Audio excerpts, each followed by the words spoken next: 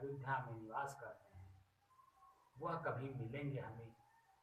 उनका जो है वो ठाकुर बाबा बोलते हैं। ठाकुर बाबा एक पत्थर है काला काला, उस पत्थर की पूजा में एकदम लगे लवलीन रहते थे, 24 घंटा वो अपने पास रखते थे।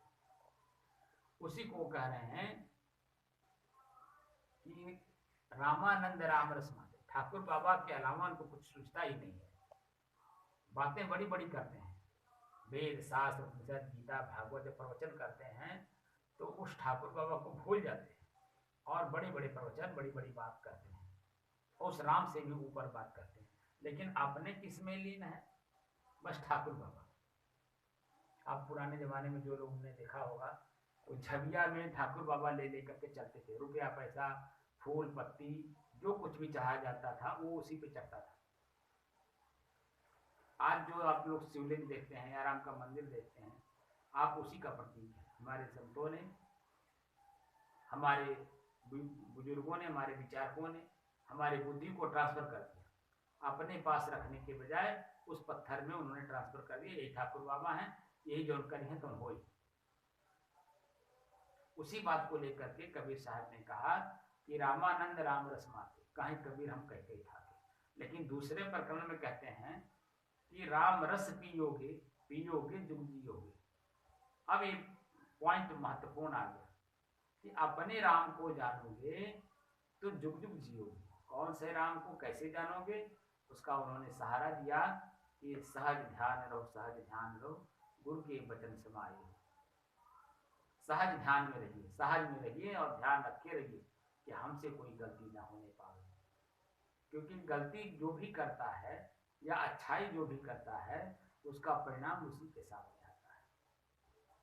हम आप लोगों के साथ अच्छा कर रहे हैं, इस अच्छे का परिणाम आप लोग हमारे सामने ये उपस्थित है कि आप लोग मेरी बात को समझ रहे हैं और समझ करके प्रतिदिन ठंडी में मैं जगाता हूँ, लेकिन हमारी बात का जवाब आप लोग नहीं देते हैं, बल्कि यहाँ आने की प्रेरणा लेते हैं। नहीं, वहाँ चलना है, अच्छी चीज सिखाया जा रहा है, कोई ऐसा बात नहीं बोली जा रही कि मन में ठेस पहुंचे, मन में गंदगी आवे, ऐसा कुछ नहीं सिखाया जा रहा, बल्कि अपने मन के अंदर में जो गंदगी है उसे कैसे साफ किया जाए उसके बारे में सिखाया जा रहा है।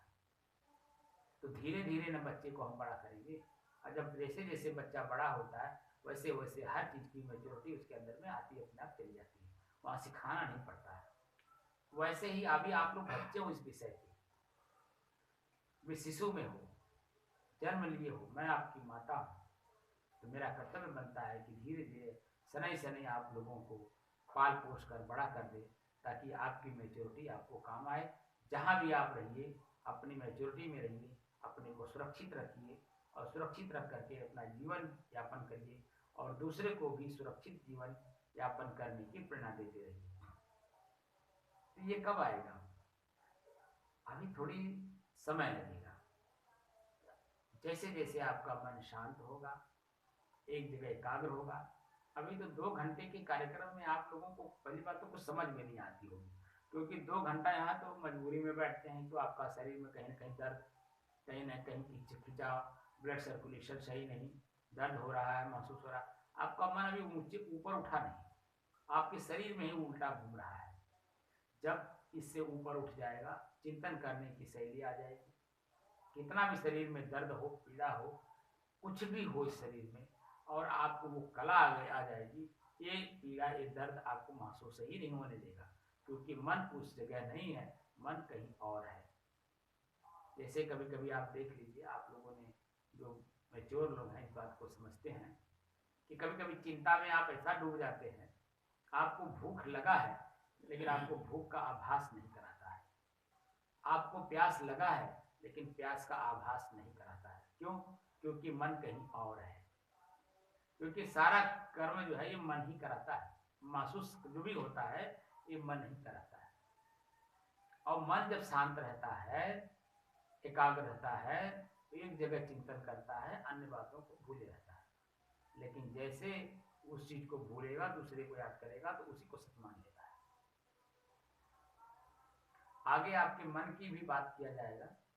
मन क्या है, फिर चित्त क्या है, बुद्धि क्या है, अहंकार क्या है, और इन सब चीजों को प्रेरणा देने वाला शक्ति कौन सी है कि सब आपके पास है। इसीलिए मैं कह रहा हूं कि धीरे धीरे चलिए, हर बात को समझ करके चलिए, देख के चलिए, सुन के चलिए, चख के चलिए, तो आपके अंदर में जो मस्तिष्क है, जो मन है, वह मन आपका संतुष्ट होकर के धीरे धीरे आगे बढ़ेगा, मैच्योर होता जाएगा और आगे आप अपने आप को स्वयं हर बुराइयों और अच्छाइयों से अपने को बरी करने का प्रयास करने लगेंगे।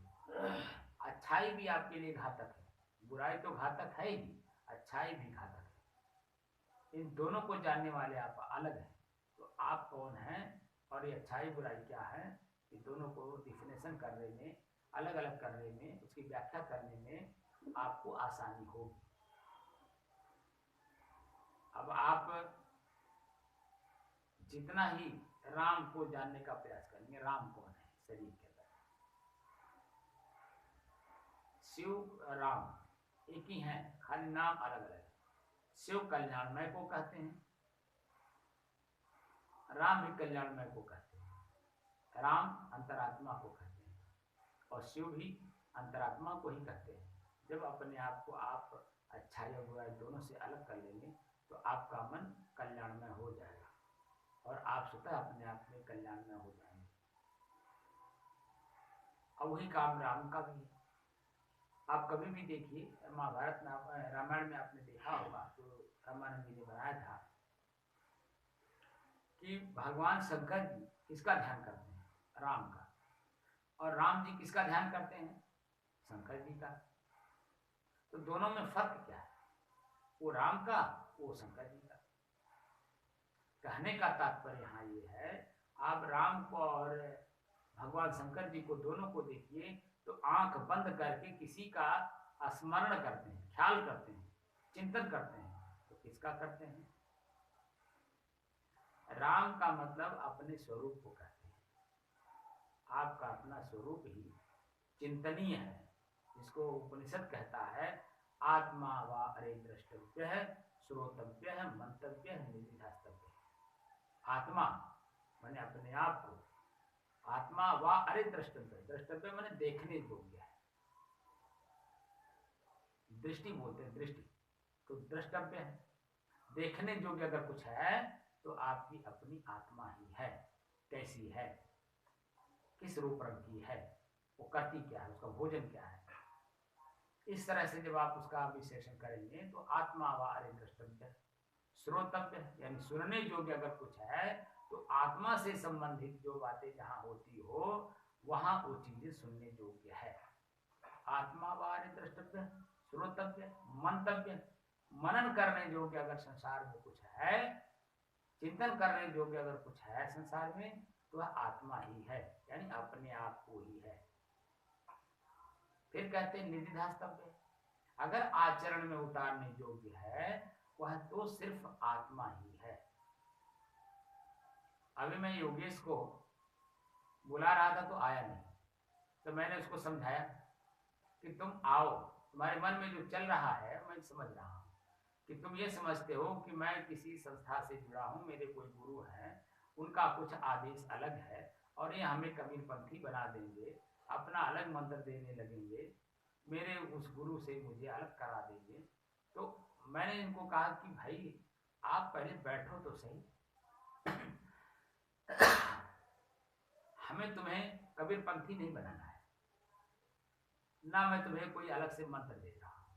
अभी तुम मंत्र को समझते नहीं हो, मंत्र कहते किसे, मंत्र शब्द को कहते हैं और शब्द सलाह को कहते हैं। आप किसी बात से पीड़ित हो, किसी अच्छे विचारवान के पास गए जो अपना पीड़ा खत्म कर लिया है, उस व्यक्ति के पास जब जाते हैं तो वह आपके जो प्रॉब्लम्स हैं, परेशानी है, उस परेशानी का जो उत्तर देता है वो शब्दों में ही तो देता है, जो सलाह जो बोलता है वो सलाह ही तो है, और क्या है। अब करना तो आपको स्वयं पड़ता है। तो जो मंत्र आपने लिया वो सलाह लिया ना कि मेरे जीवन में ये बुराई है, वो बुराई कैसे दूर हो। अब आपको ओम ह्रीं क्रीं चामुंडाय विच्चे आपको मंत्र दे दिया गया, ओम राम रंगाय नमः आपको मंत्र दे दिया गया। अब इस सब शब्द ही तो दिया गया और आपको सलाह दे दी गई, जाओ इसी को रटो। 108 दाने का तुलसी का माला ले लीजिए या रुद्राक्ष का माला ले लीजिए, बैठ करके उसी को जपिए, ओम रामाय नमः, ओम रामाय नमः, ओम रामाय नमः, या ओम नमः शिवाय, ओम नमः शिवाय, ओम नमः शिवाय, ओम नमः शिवाय, या राम राम राम राम राम राम, जो भी आपको गुरु जी ने मंत्र दिया है आप उसे रटेंगे। तो क्या आपका मन उससे शांत होता है? वो तो खाली आपको बस एक लोला पकड़ा दिया गया, जाओ। लोला समझते हैं ना, पुराने लोग समझते होंगे कि माताएं मेला जाती थी तो एक लकड़ी का लोला लाती थी, बीच में डंडा होता था और दोनों बगल में जैसे आजकल वो वेट उठाते हैं आपके गेम में, तो दोनों तरफ गोल गोल रहता था, बीच में डंडा रहता था, तो छोटा छोटा होता था लकड़ी का, उसी को बच्चे को पकड़ा देती थी माँ और अपना काम करती थी। तो जब बच्चे को भूख लगता था तो उसी को पकड़ करके चूसता था, तो जब देखता था इसमें कुछ दूध नहीं निकल रहा है तो फिर चिल्लाता था, तो माँ समझ जाती थी कि उसको भूख ज्यादा लग गया है, उठा के फेंक देता था। ऐसे ही ये गुरु लोग समझदार होते हैं, बहुत समझदार होते हैं, और उनकी समझ मात्र अपने आश्रम तक सीमित रहती है, अपने पंथ परंपरा तक सीमित रहती है। तो वो आपको खाली लोला पकड़ा देते हैं, क्योंकि वो आपके साथ तर्क वितर्क नहीं करना चाहते, अपना समय बर्बाद नहीं करना चाहते, क्योंकि उनको उतनी समझ ही नहीं रहती, तो तर्क वितर्क करेंगे क्या?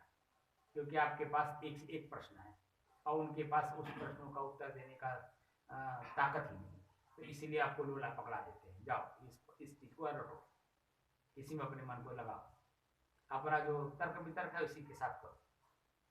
तो क्या आपका मन उससे शांत होता है? कभी नहीं हो सकता है।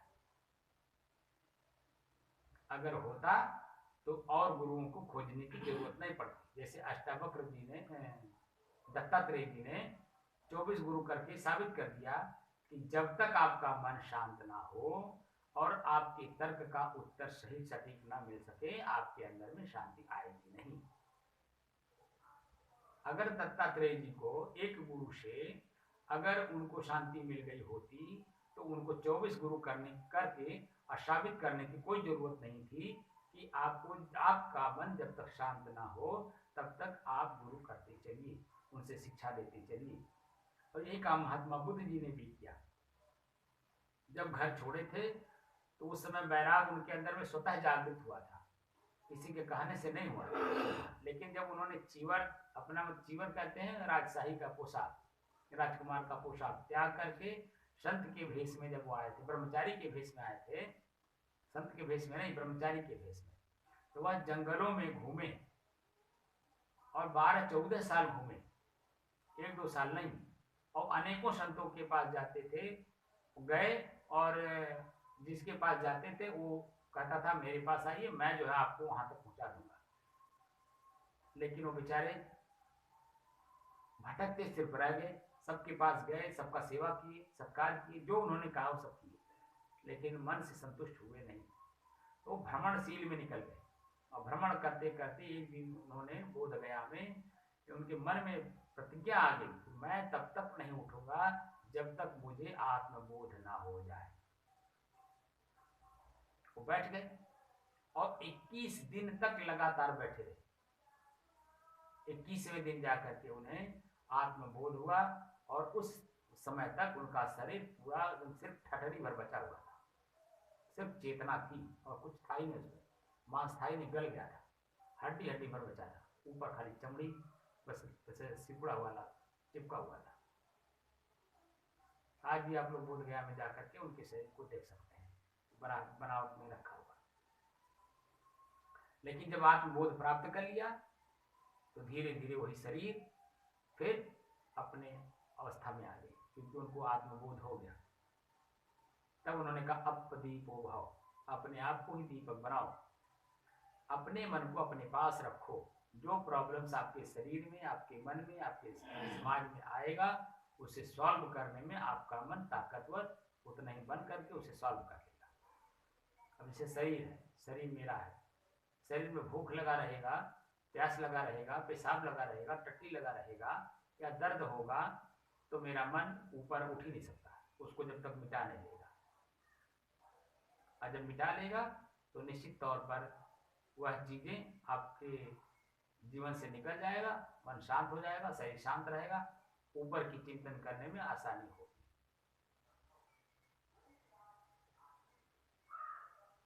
मन की शांति ही सभी लोगों ने कहा है यही मंत्र है, इसका सलाह जो दे वही मेरा गुरु। तो संतों सहज समाधि बनी, सहज समाधि, सहज में रहने की जो कला है वही समाधि है और वही शक्ति है। समाधि शब्द का मैंने व्याख्या भी किया था। सहज माने सरल होता है, सहज रूप से वो शक्ति मुझे प्राप्त हो जाए जो अच्छे बुरे दोनों को मैं देख करके और दोनों को अपने जीवन से जहाँ जैसी आवश्यकता हो उसको पालन करते हुए अपने जीवन को हल्का रखने का काम हमारे अंदर में शक्ति है। वो सम माने बराबर, आदि माने सुख और दुख, पाप और पुण्य, हानि और लाभ, इन दोनों को जानने वाला अलग, चेतन मैं अलग हूँ, इन दोनों को मैं ही जानता हूँ।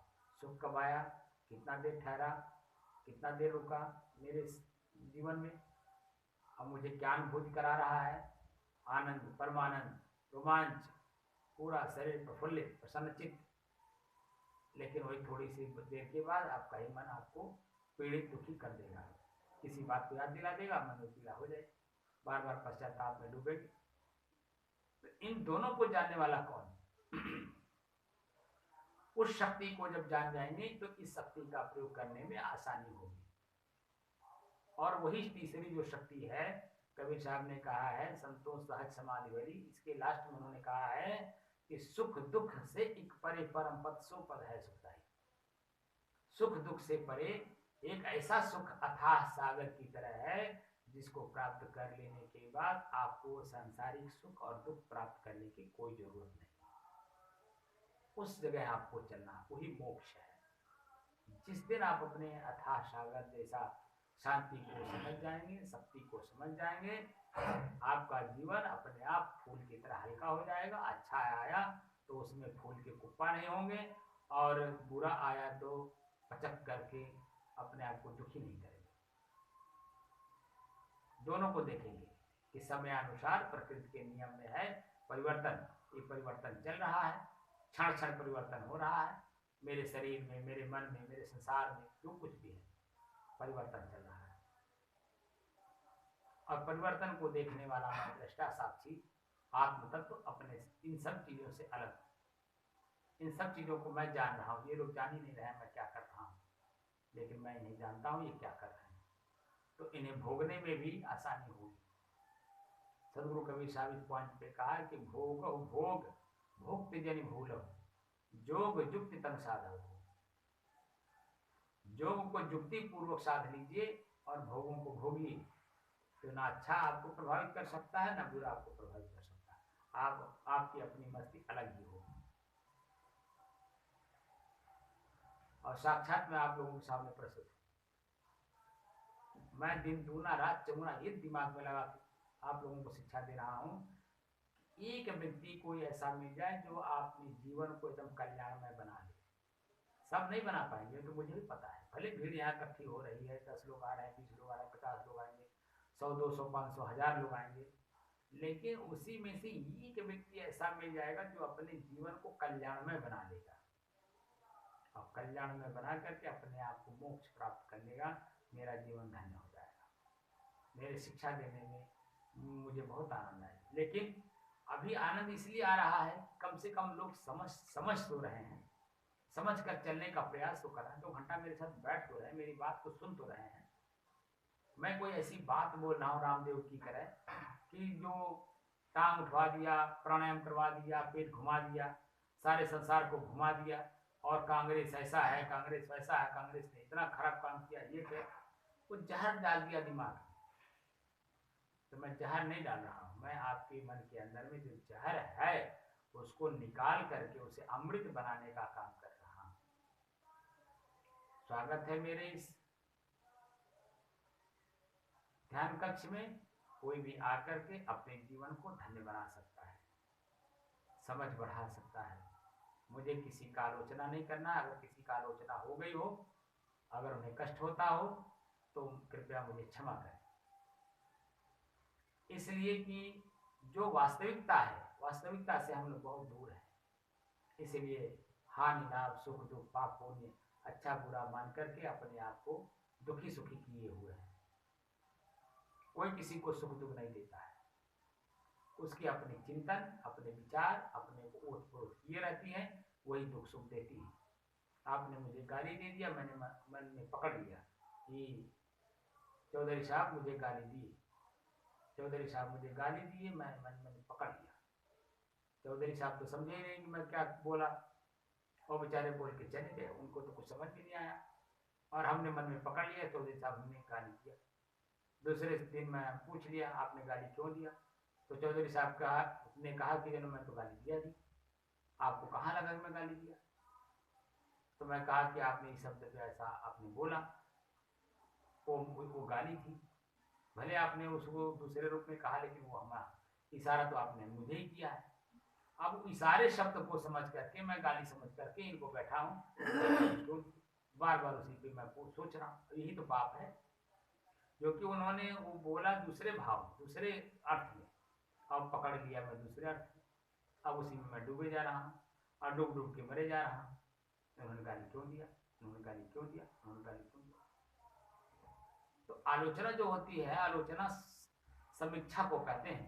समीक्षा करने के बाद आपकी औकात अपने आप सामने आ जाती है। किसी का भी हो, मेरा ही, आप लोग भी समीक्षा मेरा करते होंगे कि बाबा जी बोलते क्या है, ये करते क्या है, ये सोचते क्या है। ये खुद जो है समीक्षा के पात्र हैं, और अभी अब उसमें परिपूर्णता नहीं आई, क्योंकि क्षण बदलते रहते हैं।